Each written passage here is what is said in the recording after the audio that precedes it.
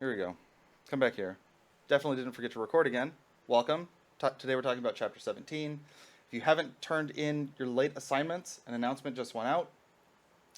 All late assignments are due by Sunday at 3 p.m. So, and then I'll add here too also that um, there's a great miniseries about Chernobyl, which is probably the most famous instance of sort of nuclear chemistry, the most famous event, followed by Fukushima. Both very, very interesting. Um, it's definitely worth getting a free trial of like HBO Go or Max or whatever service it's on. I would check first. Get a free trial of that, watch it. It's really, really good. Okay, so nuclear medicine, we know that radioactivity is dangerous, um, but I think it gets cast in more of a bad light than it should be because we use radioactivity all the time. In nuclear medicine, we can use radioactivity to obtain clear images of internal organs.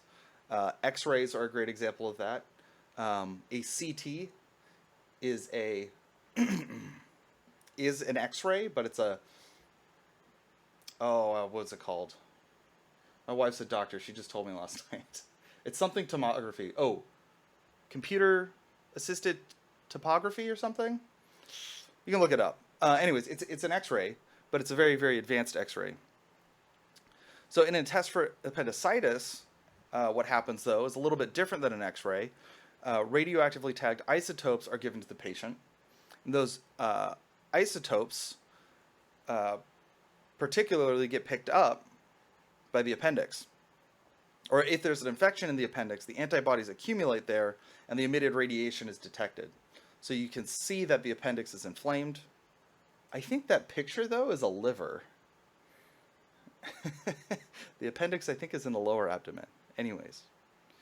But you can use this to obtain clearer images of internal organs. So radioactivity is the emission of tiny energetic particles by the nuclei of certain unstable atoms. These atoms are said to be radioactive, and many of these particles can pass through matter.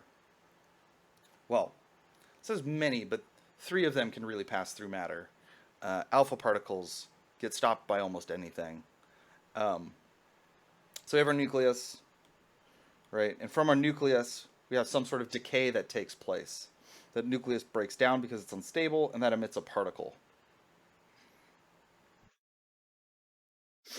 The history of radioactivity is pretty cool. Radioactivity was first discovered in 1896 by Antoine Henry Becquerel. Maybe I got that right. He hypothesized that the greenish glow of phosphorescence was associated with the emission of X-rays, which are invisible. So he had these uranium crystals, and then he had a plate. This plate is photosensitive, and then he covered it with a black cloth. So he put this on the plate, then he put the whole thing out in the sun, and the plate showed a dark exposure spot where the crystals had been. He believed his hypothesis was correct and presented his results that the phosphorescence and X-rays were linked, but he later retracted his results because he found that a dark exposure spot formed even when the crystals had not been exposed to light and no phosphorescence had occurred. So these crystals themselves were emitting something. And he termed these uranic rays because he was working with uranyl sulfate. It was later then when Marie Curie, probably one of the most famous women in science, at least in chemistry, she was one of the first women in France to pursue doctoral work. She discovered 2 new elements in her search for other substances that emitted uranic rays. She found polonium and radium. Polonium was named for her home country of Poland. Radium named after its high level of radioactivity. Yeah, radium actually glows and emits heat. They used to use it, and they'd coat watch dials, or the little indicators on the watch dial, so that they would glow in the dark. I saw something very recently about this too. The girls or women who were in the factories and painted these dials, that painted these things, they told them that the radium paint wasn't dangerous. And so they would do things like paint their fingernails with it. They would paint their teeth with it. They would take the paintbrushes and they'd like twirl it. I don't know if you've ever used a paintbrush before. You only do this, obviously, only do this with a fresh paintbrush. But you can twirl it in your mouth to get a finer tip, to get better markings on the watch face. And so they were so covered by radium that they just kind of glowed anywhere they went in the dark. Well, I mean, they were glowing all the time, but you could see it in the dark. Yeah, and that was not good. That was really, really bad. So you could probably find that article. Marie Curie changed the name of uranic rays to radioactivity. In 1903, the Nobel Prize in Physics went to Becquerel, Curie, and Pierre Curie, her husband, for the discovery of radioactivity. In 1911, Curie received the Nobel Prize for Chemistry for the discovery of polonium and radium. And actually, if you can go to Marie Curie's office in, I want to say in England, and her doorknob and the back of her chair where she touched the chair to pull the chair out are still radioactive.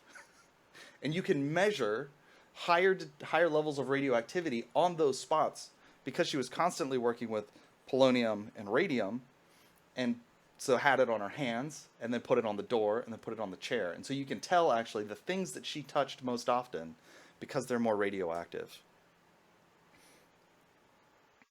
Curie's work focused on discovering different radioactive elements.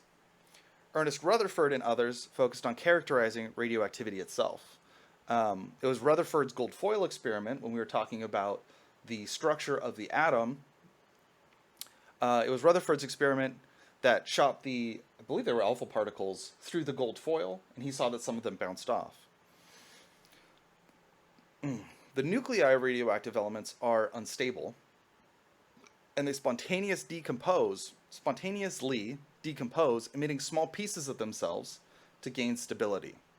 And this is because of, I don't exactly remember how much we talked about it, right? But the nucleus has protons and neutrons, and it's actually the neutrons that act like glue because all the protons have a positive charge. And so if you don't have the right ratio of protons to neutrons in the nucleus, it's unstable because there's too much positive charge, and there's not enough. It's called the strong force that holds those together from the neutrons. Again, you can look this up if you want. Not going to be something tested on, but there's a ratio, actually, if you go to the periodic table, there's a ratio of protons to neutrons that's stable. And so you can see that if you plot the number of protons and neutrons on a periodic table. The elements that exist stably have a particular ratio of protons to neutrons. These radioactive elements don't have that ratio, so they've got too much charge or they've got too many neutrons and they break apart. So we have three types of radioactive emissions. We have alpha rays, beta rays, gamma rays, four, and positrons. And just a quick review of nuclear symbols, because these are important for the few calculations that we are going to be doing in this class for radioactivity.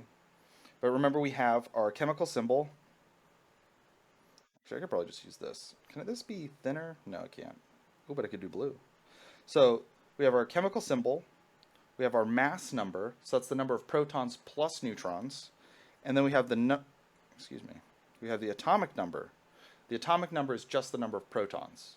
So if we have, the mass number minus the atomic number will give us the number of neutrons. Or if we have the number of neutrons and we have the atomic number, we can calculate the mass number. And if we have the number of neutrons and the atomic number, then we can also calculate the mass number, right? So it's just these two added together is the mass number. And remember, we talked about most elements have several different isotopes, and we refer to a particular isotope of an element as a nuclide. Isotopes can also be presented by the element name or symbol followed by the mass number. Fly on my desk. The main subatomic particles can also be represented with nuclear symbols. So if we look at a proton, write these out. Proton, right, has its atomic number, or its mass number is 1, because it's just a proton, and then its atomic number is 1. So we have 1 proton, 0 neutrons. For a neutron, we have no protons, but we still have a mass number of 1. So that's 0 protons, 1 neutron. And for an electron is a little bit special because it has a mass number of 0, but it has a charge of -1. Because, again, if we have protons, they're always going to be positive numbers because they are always positive charge. So if you see a negative here, then we have 0 protons, 0 neutrons, and 1 electron. So that's how we write our main subatomic particles with nuclear symbols. Alpha decay is our first decay that we're going to talk about. It's an unstable nucleus. So an unstable nucleus emits a particle composed of 2 protons and 2 neutrons. Helium. So our alpha particle is actually high energy helium being emitted from our radioactive isotope. So we see we've got, this is unstable, so it starts to break apart, and then we release our alpha particle, or our helium.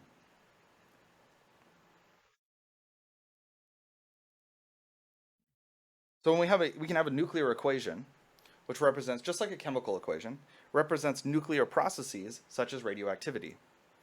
The sum of the atomic numbers on both sides of a nuclear equation must be equal. Just like in our chemical reactions, the sum of each element type has to be equal. So the sum of the mass numbers on both sides, again, also equal. Atomic numbers and mass numbers have to be equal. So in nuclear reactions, the elements often change their identities.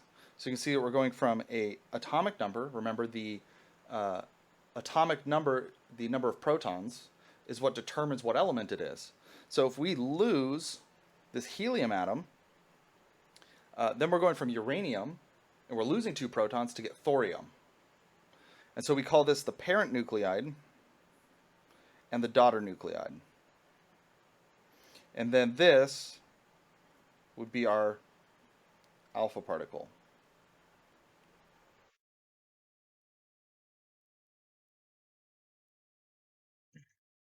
So we can deduce the mass number and atomic number of the unknown daughter nuclide because the equation must be balanced. So if we know we have thorium, and we know that we lose an alpha particle, or a helium, we're going to lose 2 protons and 2 neutrons. Is that on here? Where is thorium? Thorium is down here at the very bottom left in the actinide series. So that extra 2 rows at the very bottom there. So we're going to go from thorium, which is 232, a mass of 232, and we're going to go from 90 down to 88, so we're going to get to radium. So the identity then of our nuclear decay here is going to be radium. So we'll get, let me do it this way. So we're going to get radium, and we're going to do 232 minus 4 to get the 228. And then we're going to get 90 minus 2 for 88. And that's what these equations are here.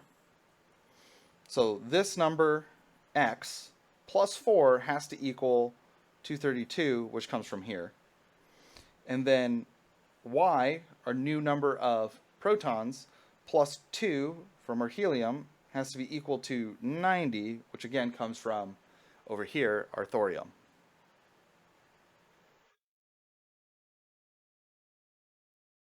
So if we have an alpha decay of polonium-216, we got polonium-216, because that's This is written out as its mass number. Um, Periodic table here.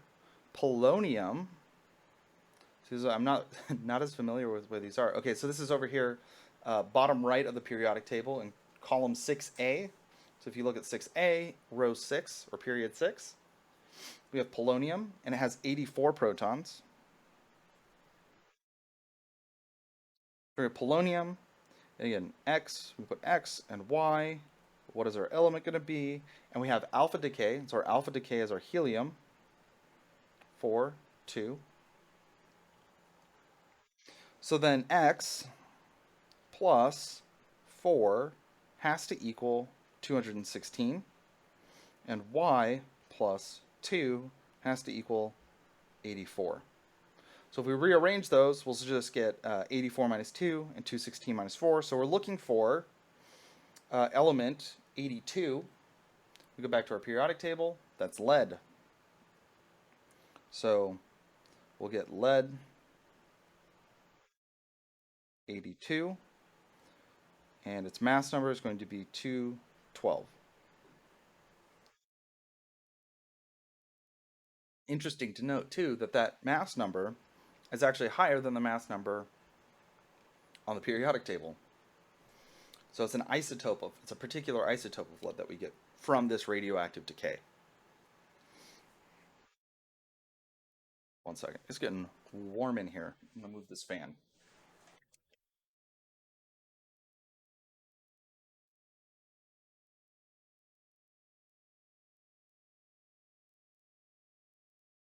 Okay. So alpha decay, to use an analogy, is the 18-wheel truck of radioactivity. It's the most massive particle emitted by a radioactive nuclei. It has the highest ionizing power, but the lowest penetrating power. So we talk about ionizing power. That's the ability Can of you get rid radiation. of the periodic table, please? Oh, sorry about that. Thanks. The ionizing power is the ability of radiation to ionize other molecules. So just take something like, just as an example, right? Ions are charged. So if we have calcium, if we ionize calcium, then we'll get calcium 2 plus. And that's going to behave very differently from neutral calcium. Just an example of what ionizing is.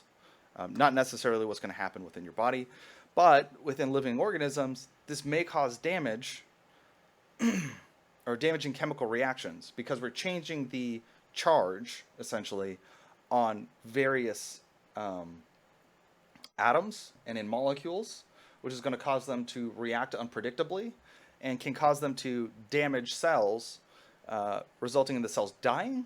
Or this is why we say that radioactivity, radiation, can cause cancer, because if the DNA of the cell gets damaged and it starts to reproduce abnormally, cancer is when the cells continue to reproduce without going through the regular death phase of a cell.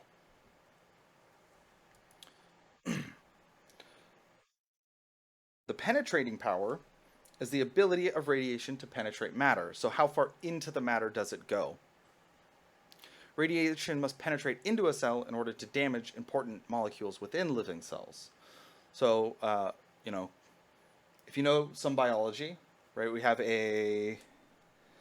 our cell, and at the center is the nucleus. And then there's various proteins floating around.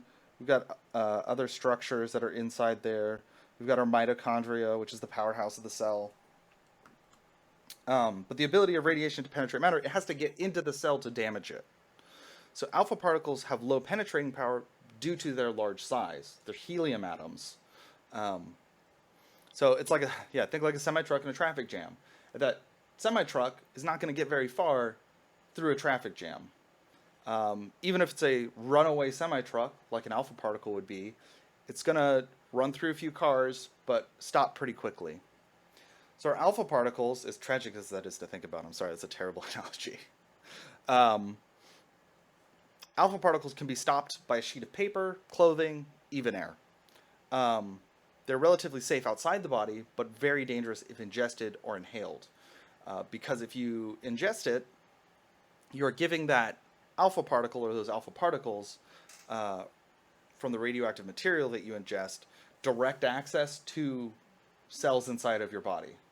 Whereas if you keep it outside your body, your clothes and really your skin will stop most of it. Beta decay is smaller than alpha decay. So beta decay is when an unstable nucleus emits an electron. So you can imagine, right? Our our alpha decay is a helium atom, two protons, two neutrons. Our alpha or beta decay is a single electron, highly charged electron. And the way that this works is we have a neutron. That neutron becomes unstable. It converts to a proton and then emits an electron. Because if you have a positive charge, uh, positive combined with a negative, those charges cancel out to give zero charge. So our neutrons actually have a proton. They're actually a proton with an electron, essentially, for the sake of this class. So when we have beta decay, we're going to see something like radium undergoes beta decay. We know it's beta decay because of this electron here. And we can see that we've stayed at 228, but now instead of being 88, we're 89. So we've added one proton, changed the identity of our radioactive element. This can happen in a carbon 14, undergoing beta decay to become nitrogen 14, which is stable. So let's look at actinium. Here's the periodic table for this.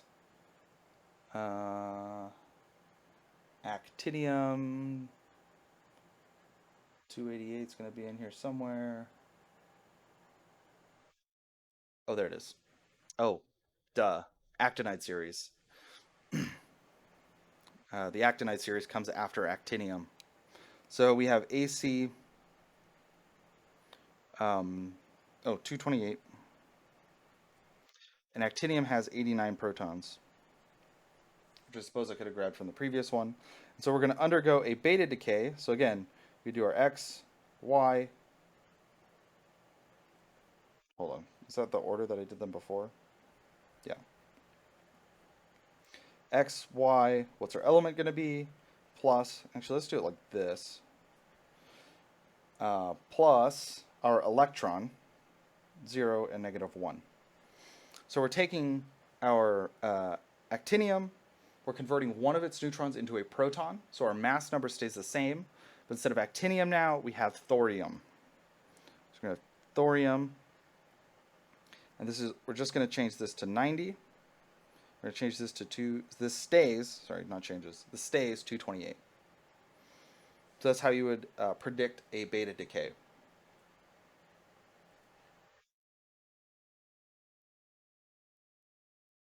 Beta radiation is like the four-door sedan of radioactivity. It's much smaller, much smaller than an alpha particle. It has lower ionizing power because it has less mass, but it has higher penetrating power than alpha particles. So if you're to think again about our crowded freeway, there's always those people who try to drive along the shoulder or try to weasel their way between cars to get farther down traffic. Semi-truck can't really do that, but if you're driving a sedan, you can fit and slip your way in between other cars much more easily. So can't be stopped by a sheet of paper or your clothes, but they can be stopped by a sheet of metal or a thick piece of wood. And this one, I borrow these slides. It says more dangerous outside the body but does less damage if ingested. I tried looking this up. I don't think this is true. Because just like with an alpha particle, if you ingest something emitting beta particles, it's going to still have direct access to your internal organs. So I'm not sure why that's written here. Moving on to gamma radiation then. Gamma ray emission is in the form of electromagnetic radiation rather than particles. So for alpha radiation, we're emitting a helium atom. For or helium nucleus. For beta decay, we're emitting an electron. Gamma rays are just high energy photons. Gamma ray has no charge and no mass.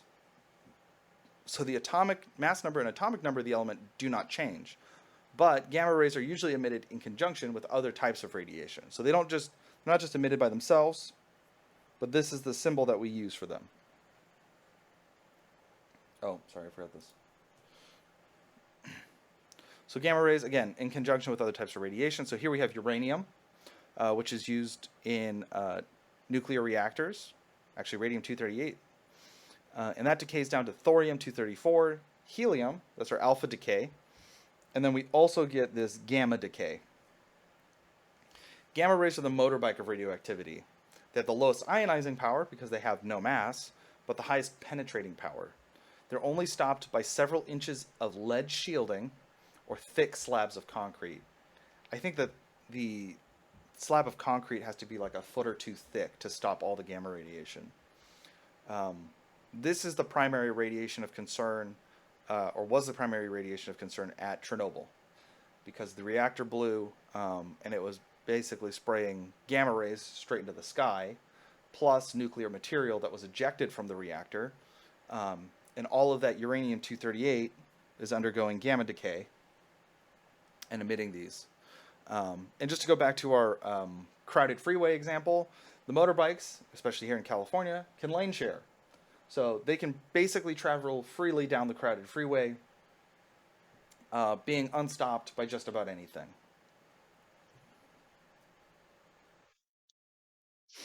A positron now is the antiparticle of the electron. So if we have an electron has a -1 charge, a positron is an electron with a positive charge. Has the same mass, but the opposite charge. If a positron collides with an electron, the two particles annihilate each other, releasing energy in the form of gamma rays. So in a positron emission, a proton is converted into a neutron and emits a positron. So if a proton decays into a neutron and emits a positron, which can then go off and interact with an electron, be annihilated, and emit gamma radiation. So when an atom emits a positron, its atomic number decreases by 1.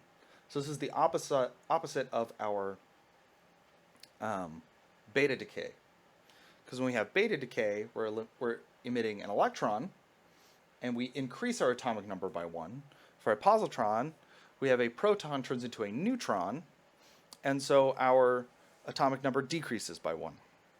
For example, here we have phosphorus, and that decays into silicon with 1 less proton, and we emit this positron. You'll notice again that the mass number doesn't change because we've just taken one of our protons and converted it into a neutron. Positrons are similar to beta particles in their ionizing power and penetrating power, aside from the fact that they can interact with electrons to produce gamma radiation. So here we have a table then of our different particles that we can emit. So the alpha particle, beta particle, gamma particle, and positron. You can see that the beta particle and the positron both have moderate ionizing and moderate penetrating power. Our gamma particle has low ionizing power but high penetrating power. And our alpha particle has high ionizing power and low penetrating power. So this will be a good table to refer back to.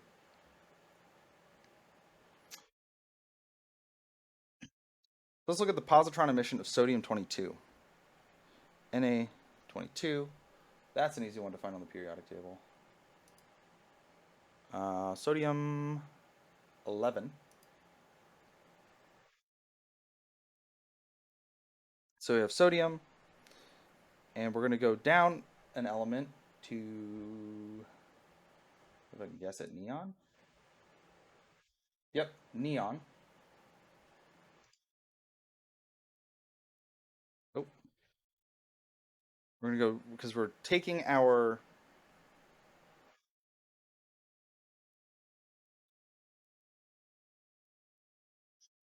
taking our sodium, we're emitting a positron, so we're converting one of our protons into a neutron.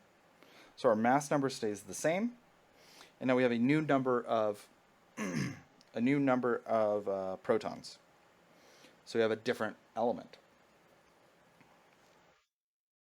This is how all elements are made, actually. So we've talked about now the different types of radiation, um, but how do we detect radioactivity? One of the most common ways and the simplest ways is to use a film badge dosimeter. Anybody who works near radiation, I'm not sure if hospital lab techs have to when they're working next to a like an X-ray or a CT. NMR doesn't really, or MRI uses nuclear magnetic resonance. That's a different thing. Anyways, but if you work in a nuclear power plant, you wear a film badge dosimeter. And it consists of a photographic film held in a small case that's pinned to the clothing, usually on your, I think over your heart actually. The badges are collected and processed as a way to monitor exposure to radiation. Because you're not supposed to get more than a certain amount of radiation in a given period of time. So the more exposed the film has become in a given period of time, the more radioactivity to which the person has been exposed. Because if the film's being exposed, the person's being exposed. Another way that we detect these, and this is the one that you're probably familiar with, the sound, makes that ticking, popping sound, and that it escalates into like a hiss crackle. That's a Geiger-Müller counter. The energetic particles emitted by radioactive nuclei pass into a chamber filled with argon gas and then ionize it. When a voltage is applied to these ions, it creates a current which can be detected on a meter or turned into an audible click. It's the clicking that you hear. So every time a particle goes in there, that creates a charge inside of that chamber, and that allows current to pass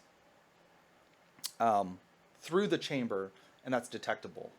And it's also dependent on the number of particles that are entering. So the higher the voltage, the higher the current that you get through that chamber, the more radiation you're detecting. Another type of device commonly used is a scintillation counter.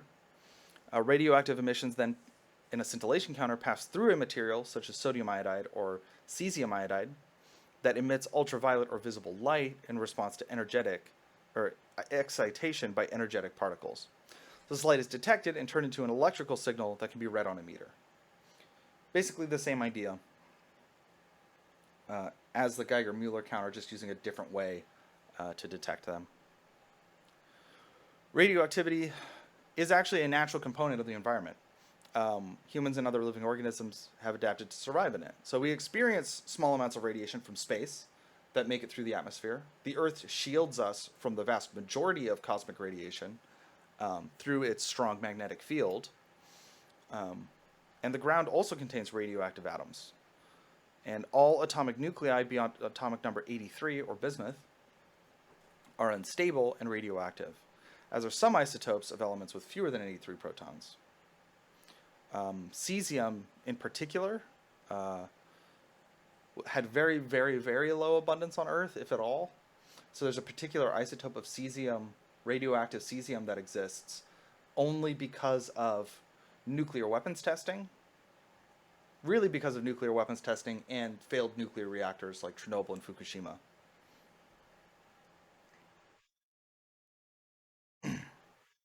Radioactive nuclides decay at different rates. So we call this the half-life.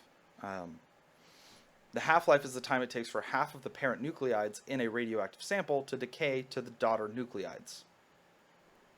A radioactive sample does not decay to 0 atoms in 2 half-lives, though, because you can't add 2 half-lives together to get a whole life.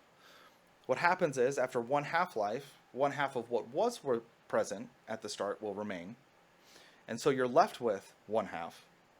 But after another half-life, you have 1/4. After another half-life, you have 1/8. So if you start with 1, after one half-life, you're left with 1/2, 1/4, 1/8, 1/16. It's a terrible 6. 1/32, 64, 1/28, so on and so forth. So you're always just removing half of what is left.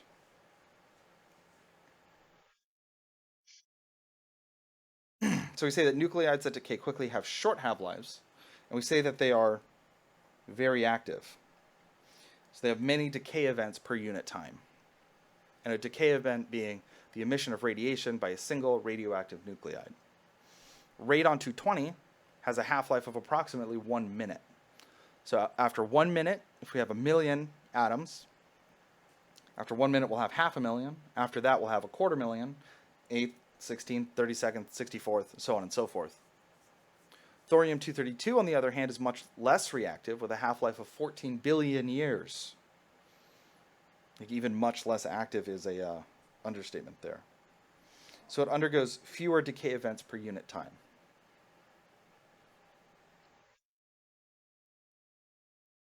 So if we look again, this is just kind of a chart of what we were talking about. If we start with 1 million, start with 1 million. After 14 billion years, we'll have 500,000. After another 14 billion years, we'll have 250,000. So it takes a long, long time for some of these radioactive isotopes to decay. Radioactive nuclides. Each radioactive nuclide has a unique half-life that is not affected by physical conditions or chemical environment. The only thing that affects it is the type of nuclide that it is. So it doesn't change for anything. So these are all set half-lives that we've measured. And then these are the types of decay that each of these emit. So see, most of these are alpha decay, so we're losing helium. And then sometimes we'll lose beta particle.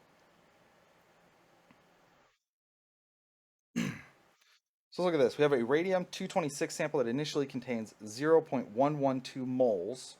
How much radium is left in the sample after 6,400 years? The half-life of radium is 1,600 years, this particular isotope of radium. So the way you solve this, at least for this class, is we want to know how many half-lives are going to occur in this time period. So if we have 6,400, we divide that by our half-life, 1,600. I don't really need to do math on this, but I'll type into the calculator just in case I was wrong, right? Okay, so that's 4. So this is equal to 4 half-lives. So we're going to take our 0.112 moles, and if at 1 half-life, let me do this like this. If we have 1 half-life, so it's 1. 2 half-lives is going to be 1/4. 3 half-lives is going to be a 16th. 4 half-lives is going to be 1/32 of the original amount. So we can just take our... 1/8. What? Isn't it 1/4, 1/8, 1/16? Whoop. Yep. It's not exponential. 1/16. Thank you. So if we have a radium-226, right, so then we have our 0.112 moles. We can just divide it by 16.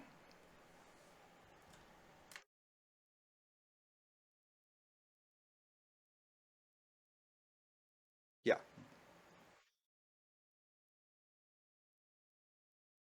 To get 0.007 moles of Ra-226. Because the other way you can look at this is you have 0.112 times 1 half-life times another half-life times another half-life times another half-life.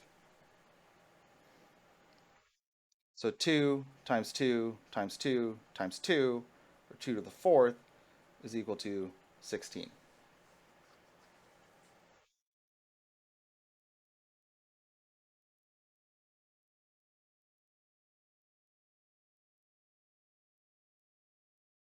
So you could actually formalize this a little bit more and say that you have your moles, so you just have X moles divided by 2 raised to the number of half-lives equals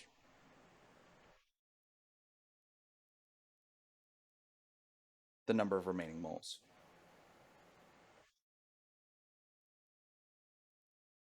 And this doesn't have to be, this number of half-lives doesn't have to be a whole number either. Hello.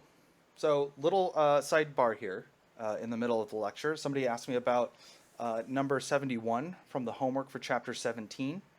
So we write that here, chapter 17. And I realized we didn't really work out one of these problems. So what I'm going to do is number 72. So the very next problem, but it'll be the same steps. So in the lecture, I've just shown you that you can use the this equation. So the number of moles initial divided by 2 raised to the number of half-lives. Half-lives like that is equal to the number of moles final. So number 72 here, we have radium-233. I'll write it this way, radium-233 has a half-life of 11.4 days. How long does it take for 0.240 moles of our radon to decay to 1.5 times 10 to the negative 2 moles of radon? Now, if you have this equation that I gave you, you can see that we actually have, well, this is the number of half-lives to get us to mole final. We have some of the information here. For number 71, you got to make sure when you're doing these half-life problems that you're working in moles.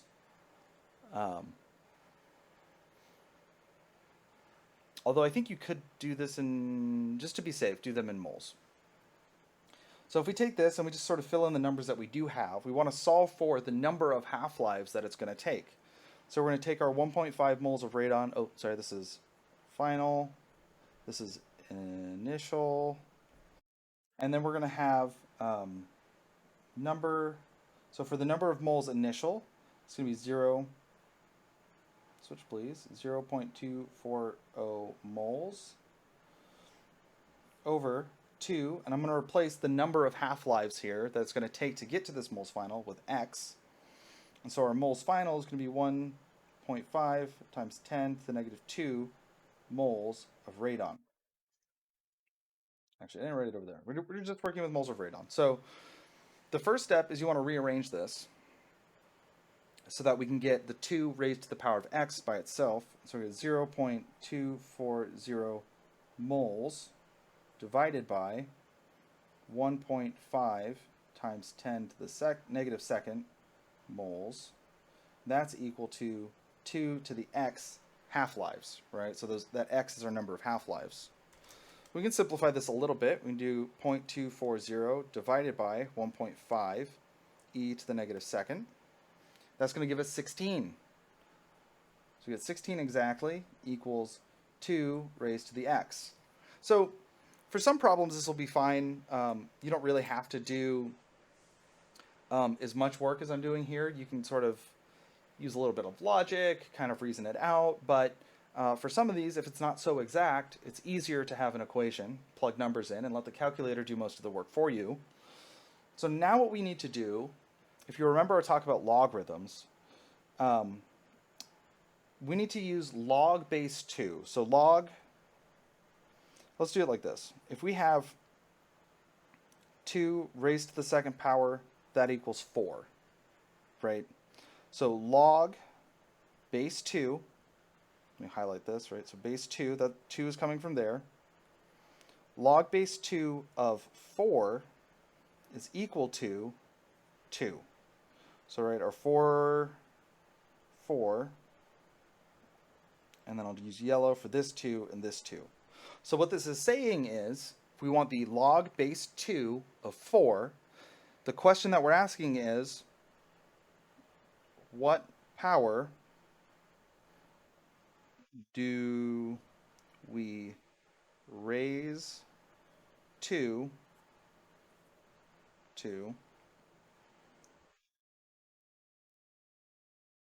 get 4? What power do we have to raise? I should have used different numbers here. What powers do we have to raise to? What power do we have to raise it to get 4? And the answer is 2, because 2 raised to the second power is 4. So what we're going to do here is we're going to actually do the log base 2 of 16 is equal to the log base 2 of x, or the log base 2 of x. Sorry, the log base.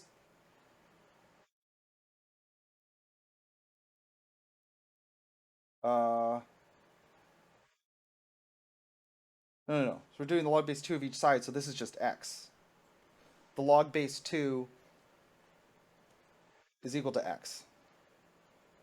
Just going to have to trust me a little bit on that one. But if we do the log base 2 of 16, on my calculator, there's an ln, the natural log, and then log. It's on the same button. If you press it a third time, it'll give you the option to choose which base you want. And so the log base 2 of 16 is 4. So 4 equals x. And that is the number of half-lives. So for this question, it's asking, how long does it take for this sample of radium to decay from 0.24 moles down to 1.5 times 10 to the 2 moles? And so we have 4 half-lives. And 1 half-life is 11.4 days. So we just multiply by 4. So 11.4 days times 4, because that's the number of half-lives.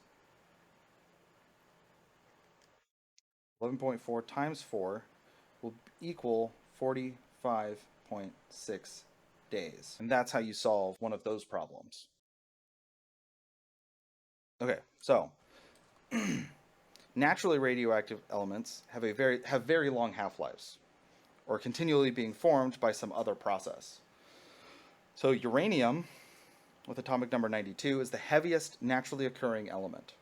Uranium-238 decays to thorium-234 with a half-life of 4.47 billion years. Thorium-234 is radioactive, and decays to protactinium-234 with a half-life of 24.1 days. So the reason that, so just to talk a little bit more, sort of like the background of why this is, all elements are created in stars. That's the only way any elements are created, is by stars.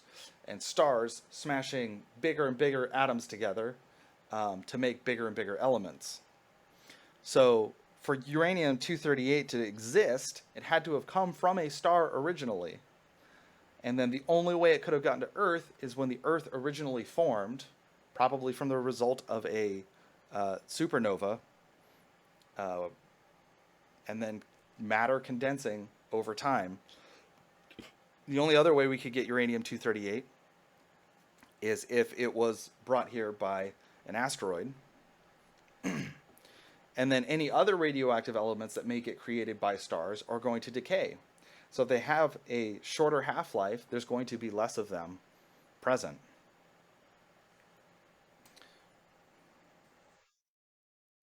So we take our protactinium. It's also radioactive and decays to uranium-234 with a half-life of 244,500 years. And then this process will continue through several steps, including the formation of radon gas, until it produces lead-206, which is stable. All of the uranium-238 in the environment is slowly decaying away to lead-206.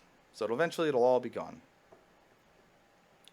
All the nuclides in the decay series are present in the environment in varying amounts depending on their half-lives. So something like uranium-234, we're going to have a relatively large amount of that. Protactinium-234, we're going to have a relatively large amount of that.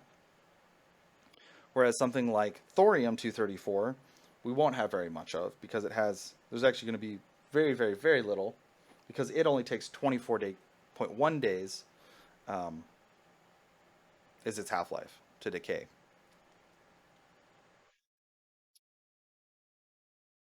So here's the whole series right here. Uranium, protactinium. It's kind of interesting, too, that we go from uranium to thorium to protactinium back to uranium, but a different isotope, now with fewer neutrons. And then we go to thorium again, radium, then radon, polonium, then lead. But it's an unstable version of lead. So we go to bismuth, polonium. Bismuth can also go to this one and that and this and this and this. And then finally you get down to lead eventually. But it takes a long time. We can use this. You've probably heard of radiocarbon dating. And scientists take the advantage of the presence of natural radioactivity in our environment to estimate the ages of fossils and artifacts with a technique called radiocarbon dating. Ancient artifacts contain a radioactive signature that reveals their age. The signature is the result of radioactive carbon-14 in the environment. And like we said, if basically it had to exist when Earth formed, come on an asteroid, or be constantly created by some process on Earth. Carbon-14 is constantly formed in the upper atmosphere by the neutron bombardment of nitrogen. So we talked about there's cosmic radiation, most of it coming from the sun, in the form of a neutron bombardment. And so nitrogen in the upper atmosphere is absorbing those neutrons and becoming carbon-14 and hydrogen. Carbon then will decay back to nitrogen by beta emission with a half-life of 5,730 years. So pretty good for carbon dating. So we go from carbon-14 back to stable nitrogen. So what this means is, since we have this continuous formation and decay, we talked about equilibrium yesterday, the equilibrium amount of atmospheric carbon-14 is nearly constant because it's the sun interacting with nitrogen, which is the majority of our atmosphere, hasn't changed very much. Even you talk about global warming and things like that. You talk about, we've increased the amount of carbon in the atmosphere because carbon has this blanket effect. Anyways, the relative percentage of CO2 in the atmosphere is still very, very small compared to the overall composition of the atmosphere, which is like 70% nitrogen. Not saying that change in carbon isn't significant. Percentages are incredibly deceiving. But it hasn't really changed the composition of the atmosphere that much in terms of the amount of nitrogen. So since the amount of nitrogen is relatively stable, the sun hasn't changed all that much. The amount of carbon-14 is constant. And since all life on Earth uses carbon, and this carbon-14 gets oxidized into carbon dioxide, it's incorporated into plants by photosynthesis and makes its way up the food chain. So all living organisms contain the same ratio of carbon-14 to carbon-12 as found in the atmosphere, as long as they're alive. Because basically all of our energy comes from plants. All of our food energy, the stuff that we live on, comes from plants. So the plants are taking in this carbon-14. We eat those plants. And everything ends up with the same level of carbon-14 to carbon-12 as long as it's alive. But as soon as something dies, it stops incorporating new carbon-14. So then the ratio of carbon-14 to carbon-12 decreases with a set half-life of 5,730 years. And that half-life is only dependent on the properties of carbon-14. So it doesn't get changed by temperature, it doesn't get changed by how much oxygen is present or any other variables. It's a stable track of how old something is. So the maximum age we can determine with radiocarbon dating is 50,000 years. Because past that, we don't have enough carbon-14 to measure accurately. We can check the accuracy against objects whose ages are known from historical sources. So counting tree rings in the trunks of old trees. We have some trees that are just super old. Unfortunately, the oldest tree, I'll tell this story at the end. The oldest tree was sadly cut down kind of on accident. And there's only a deviation of about 5% is observed, which is due to variations in atmospheric carbon-14 levels over time. 5%, not too bad, but 5% of 50,000, let me do 5% of 50,000. So if we're measuring something that's 50,000 years old, 5% is plus or minus 2,500 years. So that's why you say something is radiocarbon dated to about whatever time, plus or minus maybe 2,500 years, depending on how accurately we know other things in that time period.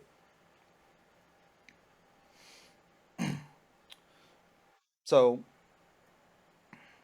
yeah, concentration of or C14 here relative to living organisms, right? If it's still if it's a living organism, it's going to have 100%. So that means it died very recently, and then it'll have about 1.5% all the way back at 34,000 years.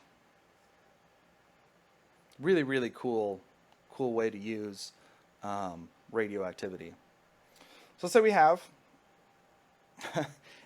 So an ancient scroll is claimed to have originated from Greek scholars about 500 BC.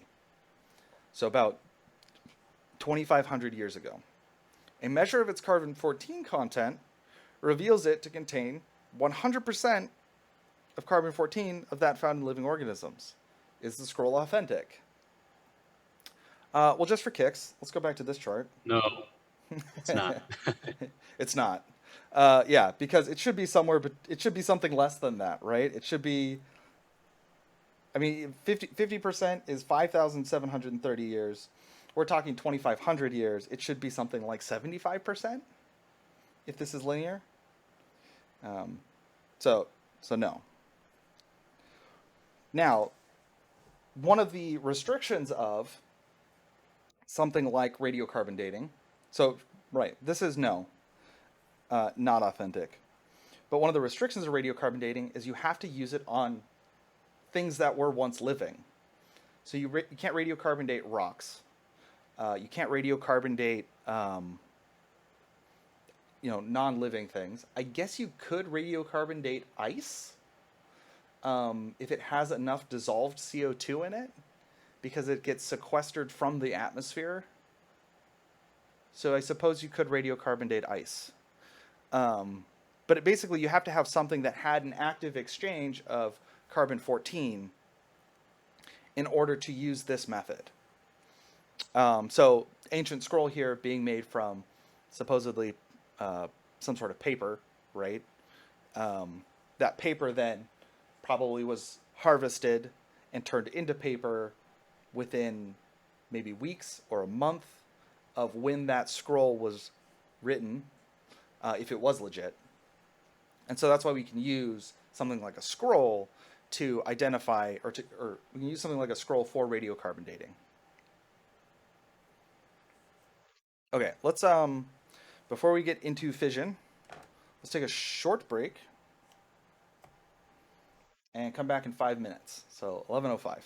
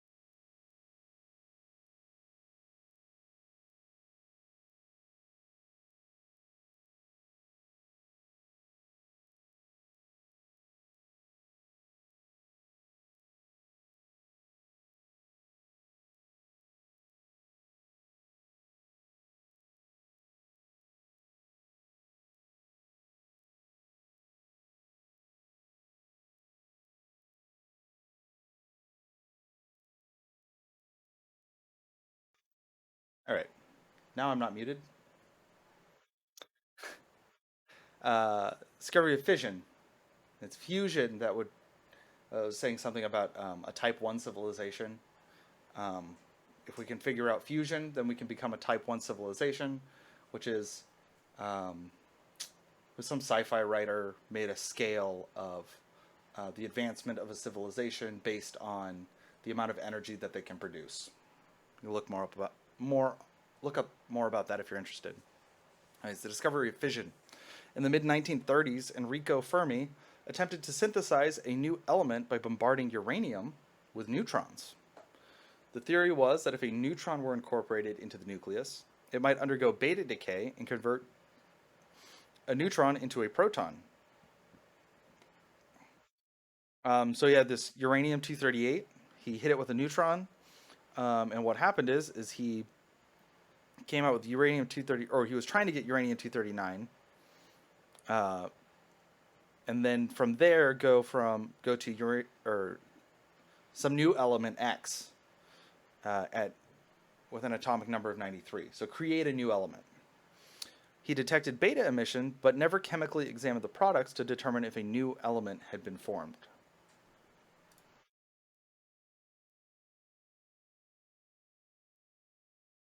Lisa, I'm assuming that's Lisa, not Lise, Meitner, Fritz Strassmann, and Otto Hahn repeated Fermi's experiments.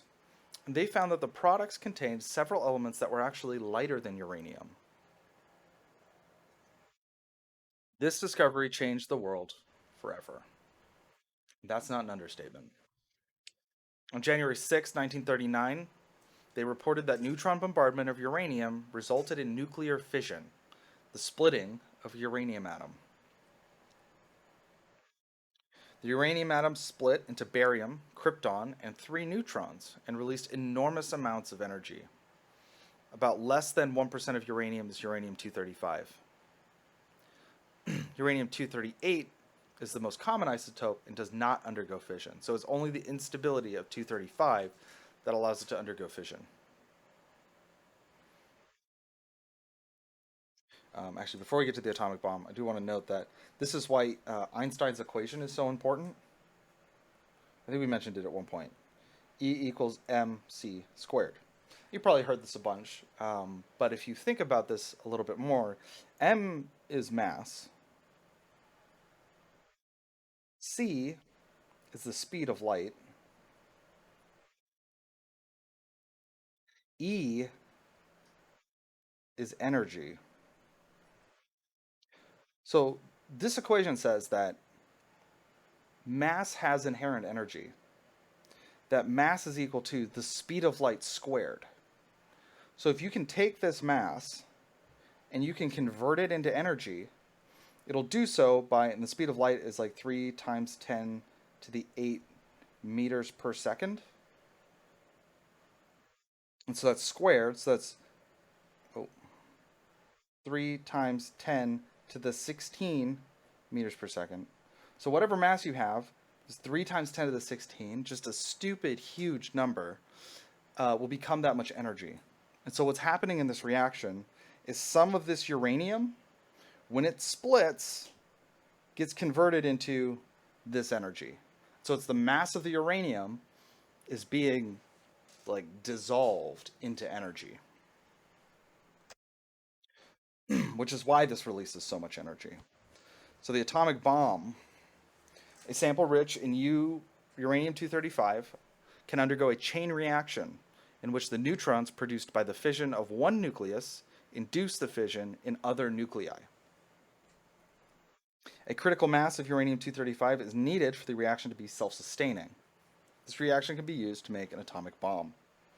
And that's what this is over here. So we have our uranium-235, breaks apart into our barium and our krypton, and that releases 3 more neutrons. Those neutrons can go and then bombard 3 more uranium atoms, which then break apart into barium and krypton and release each 3 more neutrons, which then each go interact with another uranium-235, and so on and so forth, and you get a chain reaction. And that's what an atomic bomb is. So fearing that Nazi Germany would be the first to develop an atomic bomb, the U.S. launched the Manhattan Project in Los Alamos, New Mexico. The first nuclear weapon was detonated on July 16, 1945 in New Mexico. It had a force equivalent to 18,000 tons of dynamite. Germany had already surrendered, but Japan had not. It's definitely a topic of debate on whether we actually needed to use the atomic bombs in Japan. But 2 atomic bombs were dropped on Japan, killing 200,000 people. Majority of those were in Hiroshima, and then the rest were in Nagasaki. Yeah, just brutal. Terrible, terrible weapons. However, something that emits so much energy can be used for good purposes. If we can control the nuclear fission, we can generate electricity with no air pollution or greenhouse gases. I'm not sure if this is current, but nuclear fission generates about 20% of U.S. electricity, up to 70% of electricity in some countries. Germany actually had a lot of nuclear power at one point. A pencil-sized cylinder of uranium could power a typical car for 20 years. A coal-burning power plant uses 2 million kilograms of fuel to generate the same power as 50 kilograms of nuclear fuel in a nuclear power plant. 50 kilograms, you could pick up 50 kilograms. You could pick that up and take it with you. If it's uranium, you don't want to do that. It'll kill you. But you could. 2 million pounds of kilogram is like dump trucks and multiple dump trucks, multiple semi-trucks loads of coal.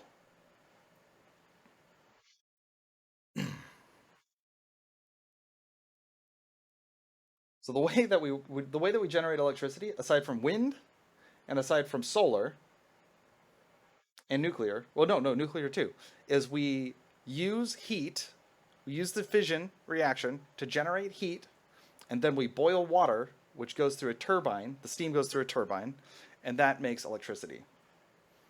Coal power plants do this, nuclear power plants do this, thermo power plants do this.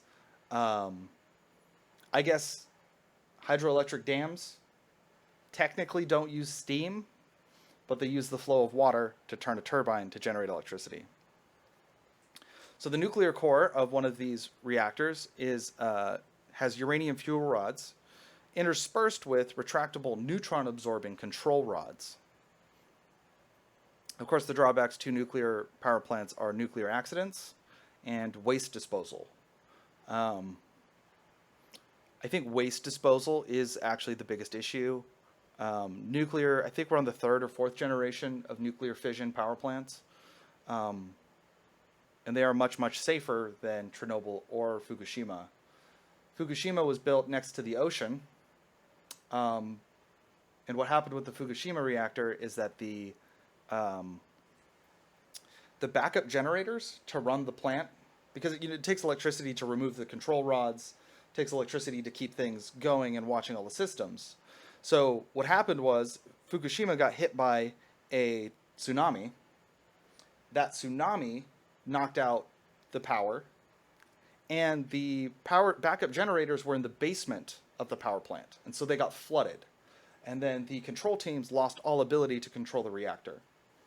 And what actually happens when one of these reactors goes supercritical is there's a bath of water.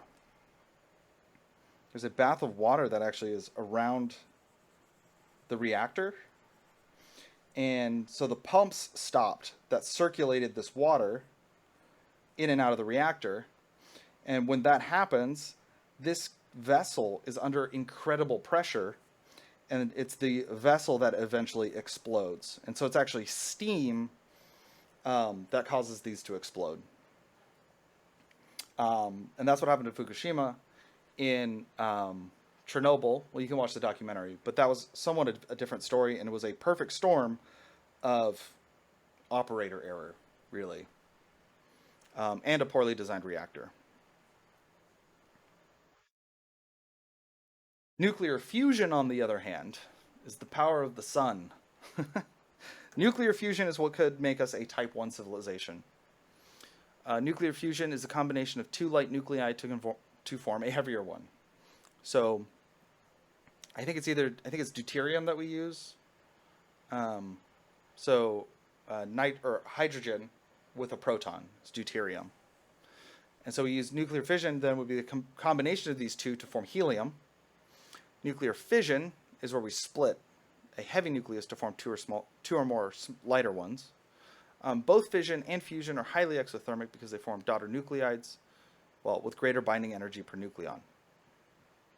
And we're converting some of the mass into energy. The fusion is the energy source of stars and the basis of the hydrogen bomb, which are most of the nuclear weapons that exist now, if not all of them, are hydrogen bombs. Nuclear fusion, and the hydrogen bomb has up to 1,000 times the explosive force of an atomic bomb. Okay, so it's deuterium. So this guy in blue here, this is deuterium. This is tritium. Tritium's really cool, it glows. So you can get tritium, I think it only emits alpha radiation when it does decay. And so you can get, not alpha radiation, it's beta radiation. But you can get tritium in they're shielded but clear vials. Deuterium and tritium combine to form helium-4 and a neutron. So the fission bomb is detonated to create the extremely high temperature needed for fusion to occur. So we basically, in a hydrogen bomb, there's a fission bomb, and the fission bomb is used to start the fusion bomb.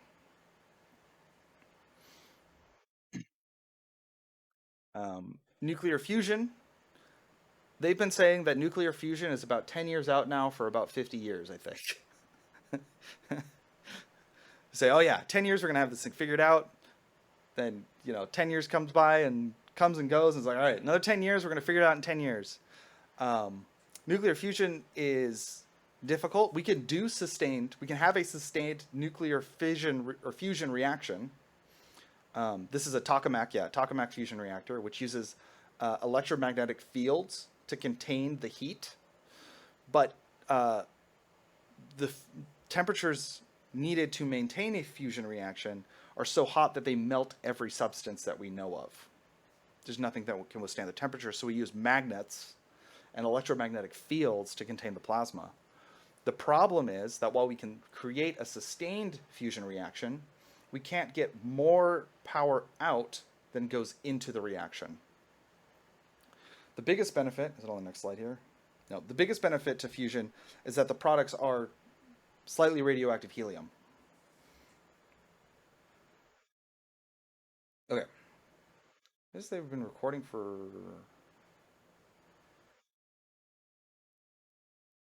Anyways. We started at 10. This says we've been recording for 2 hours. It's 11:20. Weird. I don't know if you guys can see that on Zoom. Sorry, that was distracting. Okay, so radiation, though, is dangerous. Acute radiation damage results from the exposure to large amounts of radiation in a short time. Main sources would be something like a nuclear bomb, nuclear bombs, or if you're exposed to nuclear reactor core, Chernobyl. A large number of cells die, particularly in the immune system and intestinal lining. The symptoms are weakened immune system and inability to absorb nutrients. If you know about bone marrow transplants are done for leukemia because your red blood cells are made in your bones. So to treat leukemia, what you can actually do is hit somebody with a high radiation dose targeted at their bone marrow. You kill the bone marrow, and then you take bone marrow stem cells from a donor and inject them into the person's bones to replace their bone marrow so that they can have healthy cells. Which is, I mean, if you think about it, that's pretty wild. So yeah, you have a weakened immune system and an inability to absorb nutrients because your bone marrow has been destroyed and your intestinal tract has been damaged. So recovery from mild cases is possible, but you face a high risk of death due to infections because you have no immune system. And you're also unable to absorb nutrients, so you're very weak from that as well. There's actually it's really sad because if you get hit with a high enough radiation dose to be lethal, what happens is you're really, really sick for about 2 weeks. And then after that 2-week period, what happens is your body has cleared out all of the damaged cells, but you've lost so many cells, and the DNA in a lot of your cells is probably so damaged that you're unable to produce new cells. And so you actually get this period where you start to feel better for about a week before declining again. Which is why radiation is so scary. But again, we're talking about nuclear bombs and exposed to a nuclear reactor levels of radiation exposure. You really have to put yourself in harm's way to get there.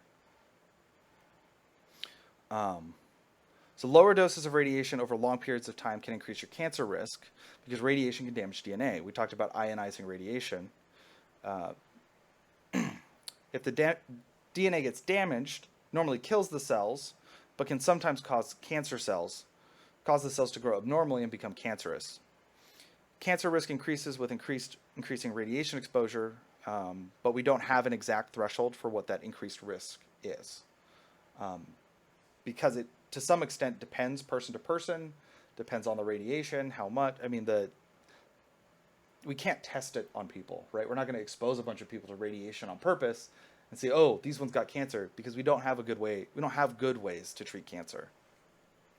We have ways, but not good ones. So radiation exposure can also cause genetic defects in future generations. If DNA in eggs or sperm are damaged, the offspring may have genetic abnormalities. Such genetic defects have been observed in laboratory animals, but have not been verified in humans, even studies of Hiroshima survivors. So it's theoretical, for sure. We do actually use radiation for, this is somewhat unrelated, but related to my research. If you have a population of insects that you want to eliminate, we've done this with mosquitoes. You can take those mosquitoes and irradiate them, and that sterilizes them, so they're unable to reproduce. So what you do is you get like billions of mosquitoes, you irradiate them to sterilize them, and then you release them out into the wild, where they then compete with viable mates, and essentially then take up all the viable mates, but they themselves are sterile, so you dampen the population of mosquitoes or whatever other insect you're using this on, just by releasing sterile insects. So you don't have to spray any insecticides or anything. We talked a little bit about radiation exposure, right? We have those badges, but we have some units that we measure these in. One is the Curie, named after Marie Curie, and that's 3.7 times 10 to the 10 decay events per second that you're exposed to. And there's a Roentgen, I don't know how to pronounce that actually, and that's 2.58 times 10 to the minus 4 C of charged air. Coulombs, I think C is coulombs of charged air per kilogram of air. Coulombs of charge per kilogram of air. Human radiation exposure is often reported in REMS, or Roentgen equivalent man, which is a weighted measure of radiation exposure that accounts for the ionizing power of the different types of radiation. So if you're getting hit with gamma radiation, it's going to be higher than if you're getting hit with alpha or beta or positron. So we do get exposed every day to radiation. On average, each of us is exposed to approximately 1/3 of a REM, right? So that's Roentgen equivalent man. 1/3 of a REM of radiation per year. This radiation comes primarily from natural sources, especially radon, which is one of the products of the uranium decay series. So it just exists in the air. Radon gas. You can see that actually cosmic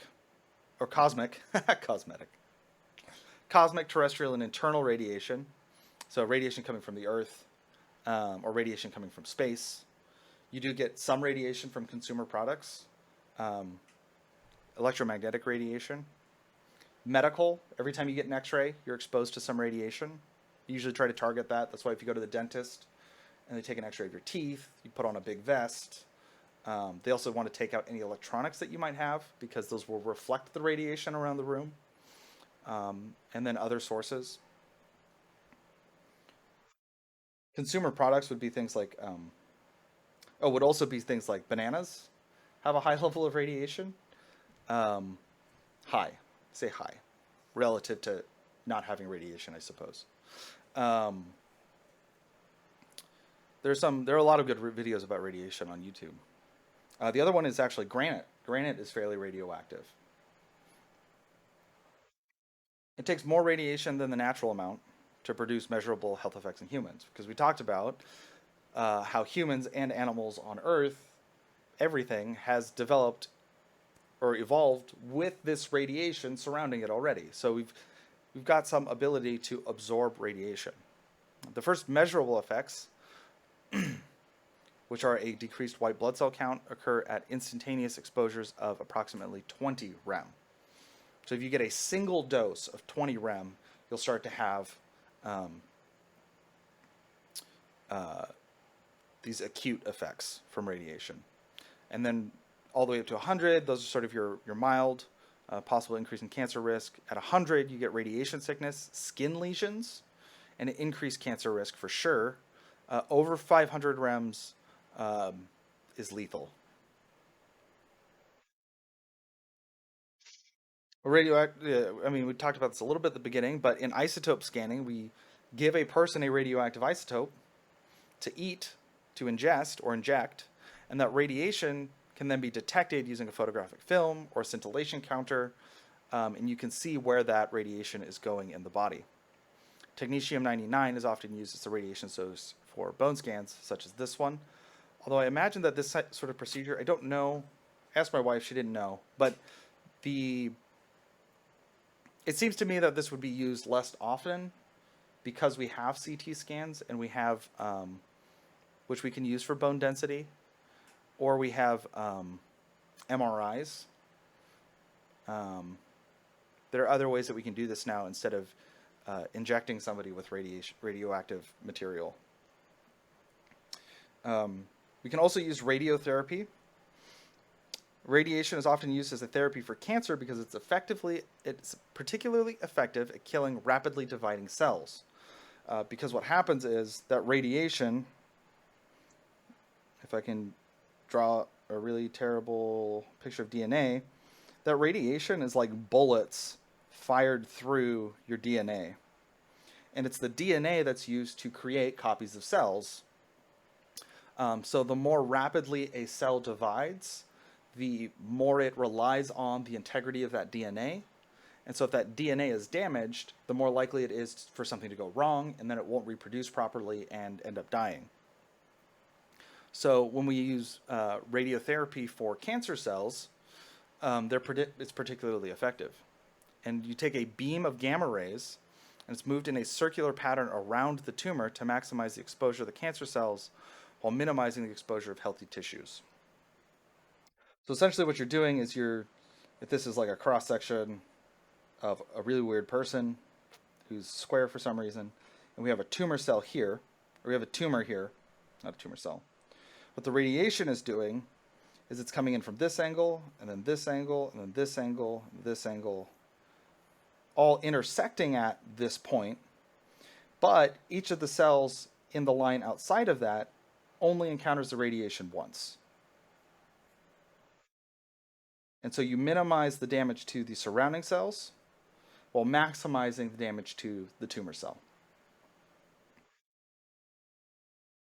Okay, so that is it for radiochemistry. Again, like I said, it's mostly conceptual, so there'll be, conceptual type questions, true, false, maybe some matching in terms of which types of radioactive decay have different types of energy, that kind of thing. I did say I would talk about this at the end. The oldest tree that we ever know, the oldest tree that we've ever found was something like 50,000 years old. And it was chopped down because, and this was back, I think, in the 70s, 60s or 70s. There was a guy who was out looking at these black pine. I think it's a black pine. The black pine is one of the oldest living trees. But he was out there and he was coring. He was taking core samples from these black pines, and right, because then if you take a core all the way to the center, then you can count the number of rings and see how old the tree is. So he had a drill and he had 2 bits, and he went out there and he drilled into a tree and he broke the bit. He said, "Well, dang it," and they're very, very expensive bits. So I guess there's maybe some way he could repair it. So he drills in this tree, breaks a bit, goes on. He's like, "Well, I've got another bit. I'll come back to this one if I have to." Drills into another tree, and maybe he got through a few more core samples. And finally he gets to this tree, drills into it. It's like, this is a particularly maybe old-looking tree. Drills into it, breaks the bit. So he's out there, has no way to get more of these bits. So the only thing he can do is try to retrieve them. And the only way to retrieve it is to cut the tree down. So he went and he got a logger to come out with a chainsaw, chop the tree down, and by just poor dumb luck, that last tree that he had to chop down with that second bit in it was the oldest tree that we have ever found. Something like maybe it was not 50,000 years old, but like well over 5,000 years old. Just an incredibly old tree. Tragedy. Um, and then if you really want to go down a rabbit hole about nuclear fission, fission, look up liquid thorium. Liquid thorium reactors are where it's at. Okay, I mean that does it for radioactivity. Um, super super interesting topic. A lot of cool stuff that goes on. A lot of scary stuff that goes on. Um, Maybe I'll drop some links. This is what I'll do. I'll drop some links to some of my favorite videos on YouTube about radioactivity um, in the uh, description for this YouTube video. So if you want to learn about liquid thorium, if you want to know what the death core is, or no, demon core. It's called the demon core.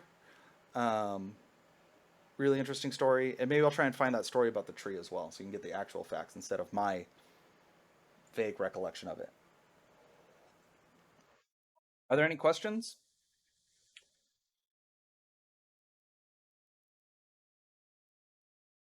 No? Okay. Well, thank you all for being part of my first class, for putting up with my mistakes, and maybe, well, hopefully benefiting some too from my inexperience. I hope that you learned a lot and enjoyed it. Um, Good luck in your future endeavors.